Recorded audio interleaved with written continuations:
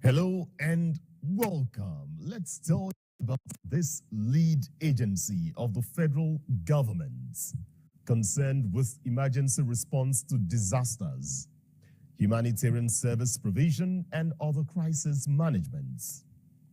That's the National Emergency Management Agency, NEMA, dedicated to changing narratives by saving lives and reducing the impacts of disasters since its establishment in 1999. Now, with its 5 approaches: prevention, mitigation, preparedness, response and recovery, NEMA has continued to formulate policies and execute activities in coordination with states and local councils components. I'm Ayodeji Makinde, and this is Reshaping Democracy.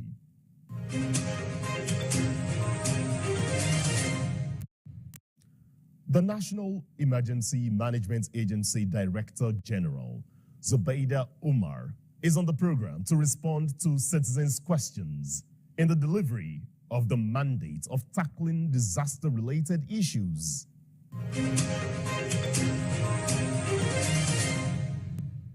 Join me to explore the critical work of NEMA in responding to disasters, supporting affected communities, and building resilience for a safer Nigeria.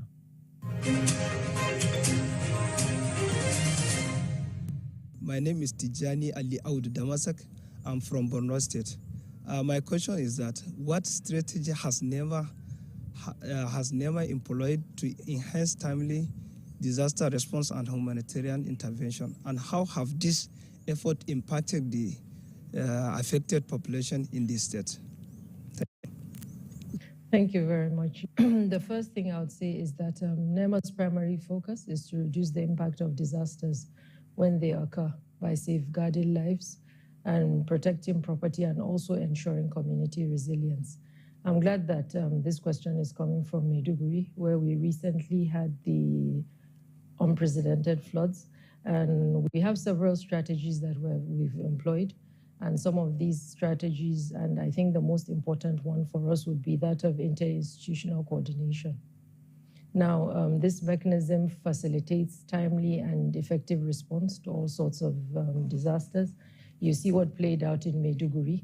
And what happened was that you could see that the armed forces, the police, the civil defense, international organizations, all came together. So it was a combination of various stakeholders. So what we have is good collaboration with other agencies to ensure that timely response took place. Again, we have the community-based initiatives where what we do is to build resilience through communities. As we always say, all disaster is local. And without communities, then you're left in the dark. You cannot do so much without them. We also have the incident management system, where this provides a structured approach to disaster response.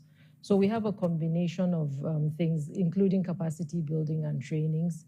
All these are initiatives that we use to respond to disasters and also humanitarian interventions. We're also leveraging on data, where what we've started doing is to ensure that we have clean data. Because once you have clean data, you're able to target particular locations and disasters accurately, rather than just doing it haphazardly.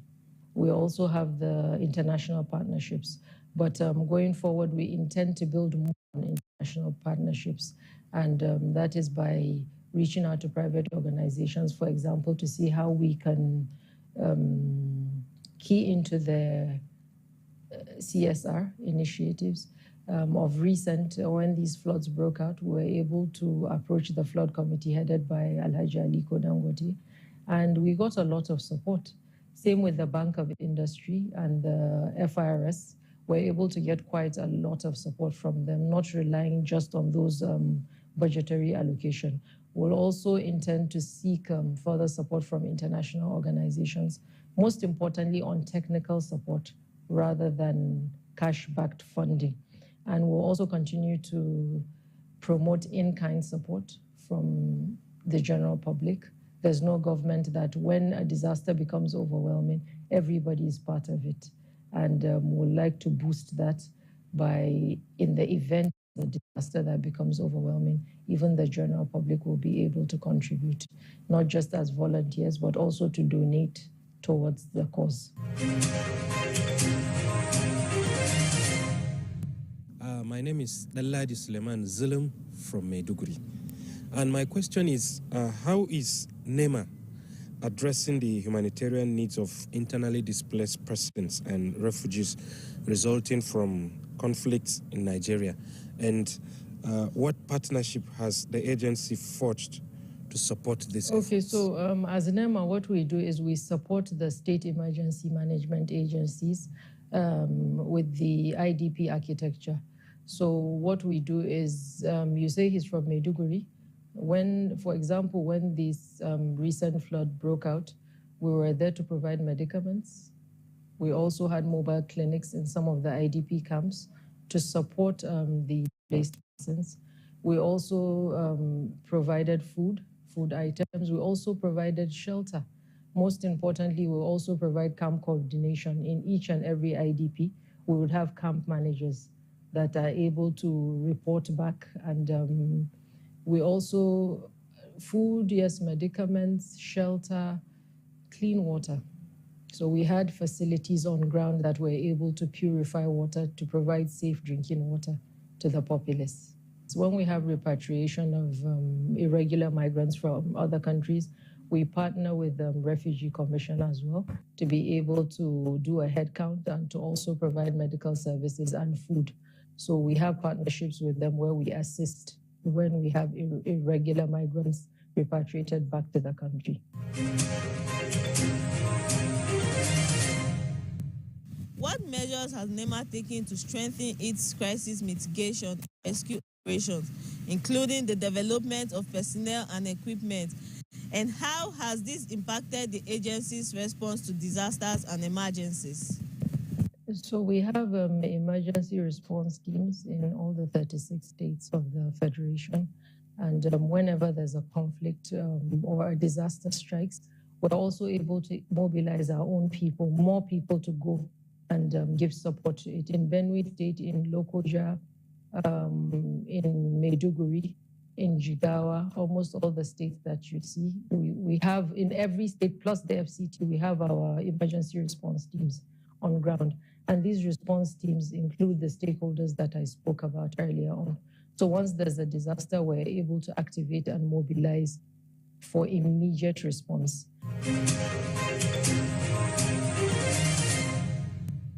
How is NEMA supporting the well-being and capacity building of its staff, particularly those involved in crisis mitigation and rescue operations, to ensure they are equipped to respond effectively to disaster and emergencies? So we do not joke with our staff well-being. Our men and officers are out there. They're on the field all the time. Once a disaster strikes, they're almost there to respond immediately. They're like the first and second responders. We have an established staff welfare unit within the organization, and this caters to all staff needs. And what we've also done is to create a clinic. We have a staff clinic because of the nature of the job. This staff clinic has a doctor and also nurses to nurture and take care of our staff internally. We also have the Staff Memorial Fund. In the event of loss of lives of any one of our staff, we're able to cater for the family as the need may arise. We also do constant capacity building for them. And this capacity building isn't just local, we do in conjunction with international agencies as well to be able to enhance their capabilities. We have a search and rescue department, and it's responsible for, we have trained officers there, and we also have officers from the military, and we have professionals that are able to carry out the job. Now, when we go to a zone that becomes overwhelming, that is when we come to mobilize more staff from the headquarters. And that is where when we come to do our drills and our trainings, We do not pick who is a civilian or who isn't. We do it for every single member of staff. So majority of our staff happen to be search and rescue staff. And like I said, we always look out for their well-being. They have hazard allowances that we're monitoring to ensure that everybody's doing well. Most importantly, the knowledge that is impacted in them so that they go out there as professionals. For example, we have to have people that know how to swim. We have to have people that are good in first aid. And this is what our drills always concentrate in knowing how to respond to particular disasters when the need may arise.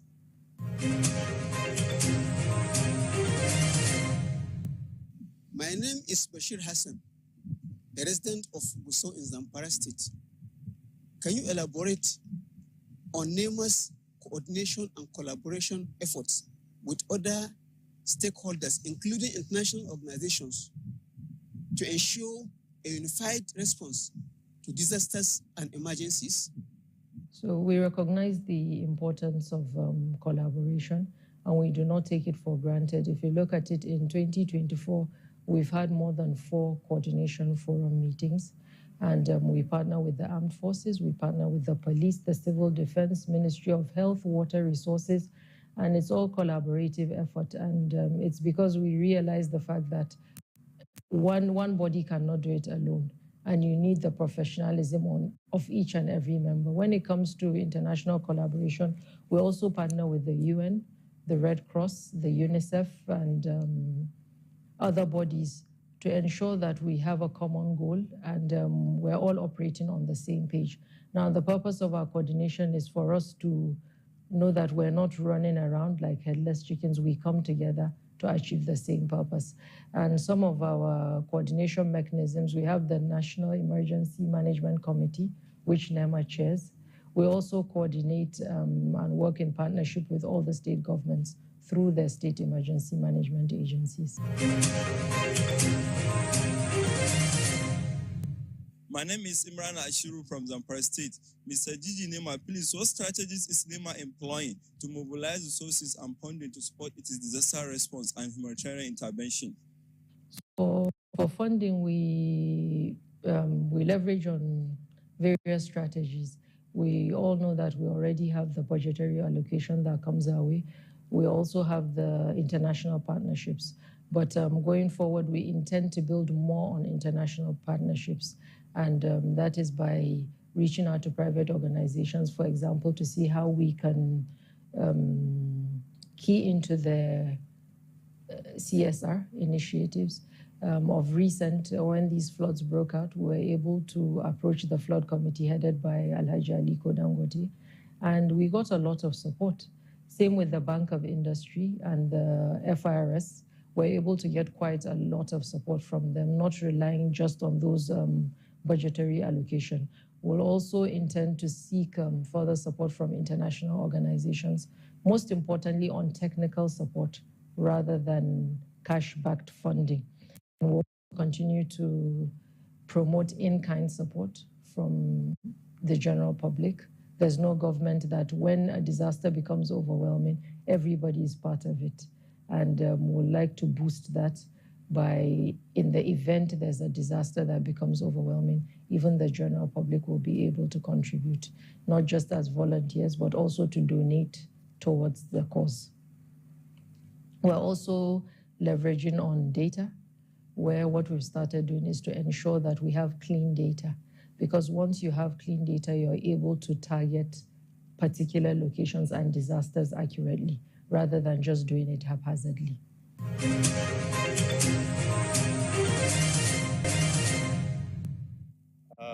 My name is Friday Ife Rioka. I live at Winners Way, Ikodansa, Calabar. What lesson has NEMA learned from its response to past disaster and emergency? And how is the agency applying these lessons to inform its future direction? One of the most important lessons that we have learned is on the issue of early warning systems. And that when you have early warning, you're able to be proactive in good time. And even though I know that there's a bit of resistance when it comes to early warning, we start warning people early, but for reasons that we all know, people are a bit hesitant when it comes to trying to relocate, for example, in good time. However, we're going to build upon that to ensure that we even want earlier. I'm doing this in conjunction with NIMET and also NISA, where we get predictions and we're able to make the move. We also have realized the issue of collaboration. You see what played out in Maiduguri. And what happened was that you could see that the armed forces, the police, the civil defense, international organizations all came together. So it was a combination of various stakeholders. So what we have is good collaboration with other agencies to ensure that timely response took place. Again, we have the community-based initiatives where what we do is to build resilience through communities. As we always say, all disaster is local. And without communities, then you're left in the dark. You cannot do so much without them. We also have the incident management system where this provides a structured approach to disaster response. So we have a combination of things, including capacity building and trainings. All these are initiatives that we use to respond to disasters and also humanitarian intervention. Improved collaboration, and we're going to keep going at it to ensure that we're all on the same page and we're able to respond more swiftly than expected. We also faced a few challenges of logistical issues in terms of delivery of relief items. And that is something that we've also learned. And what we're trying to do now is to see how we can remain prepared by stockpiling before disasters strike. And though there's funding challenge from time to time, but we'll look into it and see how we can do it, even if it is in collaboration with the CSR initiatives that I mentioned earlier on, and the issue of infrastructure as well. Sometimes it's difficult for you to reach from point A to B. We're also looking into that and seeing how we can tie up in conjunction with other agencies to see how we're able to do that. We're also looking at an integrated approach to disaster risk reduction, whereby we're no longer reactive. We want to be proactive. And that is our mantra for 2025. It's all about disaster risk reduction. Rather than waiting for it to happen, we want to be on top of our game before it occurs. Now, we have a disaster risk reduction department, which is in charge of looking out for these things. And we're really looking closely. And earlier on, I had mentioned the issue of technology. We're using our GIS, that is a geographical information system, to map out these disasters and the risks associated with it. Like before these floods receded, we were able to monitor flood situations on a real-time basis. We're able to see where the flood is, what is happening, where our men are at every given time. And going forward, it will really assist us in terms of deploying logistics and support to these communities. NEMA, in collaboration with other agencies, is working tirelessly to see that succor and temporary relief is provided to Nigerians whenever disaster occurs. Our goal is to build a culture of preparedness and resilience amongst Nigerians, and we look forward to a disaster-free nation in 2025. Thank you very much. NEMA is taking a big step through interagency collaboration with security and rescue organizations to ensure disaster risk reduction. One of such ways is through the Emergency Response Center that coordinates speedy deployment of manpower and resources for search and rescue and other life-saving interventions.